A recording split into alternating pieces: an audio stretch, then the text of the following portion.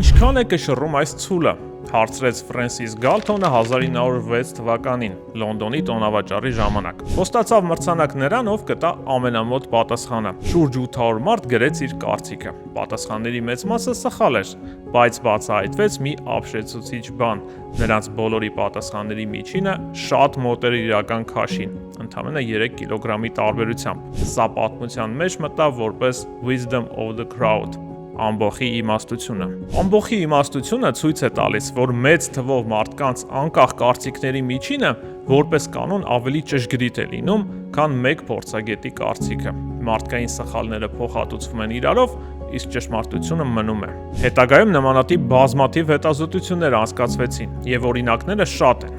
Ով է ուզում դառնալ միլիոնատեր խաղում, Դալիչի օգնության ճշգրտությունը պատմականորեն եղել է միջինում 91%, մինչդեռ Զանգ ընկերոջը, որը պետք է ավելի լավ տիրապետեր թեմային, տվել է ընդամենը 65% ճիշտ պատասխան։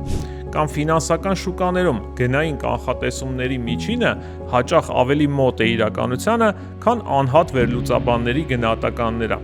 Ամբոխի իմաստությունը լավ է աշխատում միայն 3 պայմանի առկայության դեպքում։ Առաջին, մարդիկ պետք է լինեն անկախ, չկրկնօրինակեն միմյանց։ Երկրորդ, խմբերը պետք է լինեն հնարավորինս բազմազան, տարբեր փորձ, գիտելիքներ եւ տեսանկյուններ։ Եվ երրորդ, խումբը պետք է լինի մեծ։ Որքան մեծ է խումբը, այնքան միջին պատասխանը մոտ է ճշգրիտին։ Այս մոտեցումն հիմա կիրառվում է ամեն օր։ Օրինակ Վիկիպեդիայում հազարավոր մարդկանց համատեղ գիտելիքը,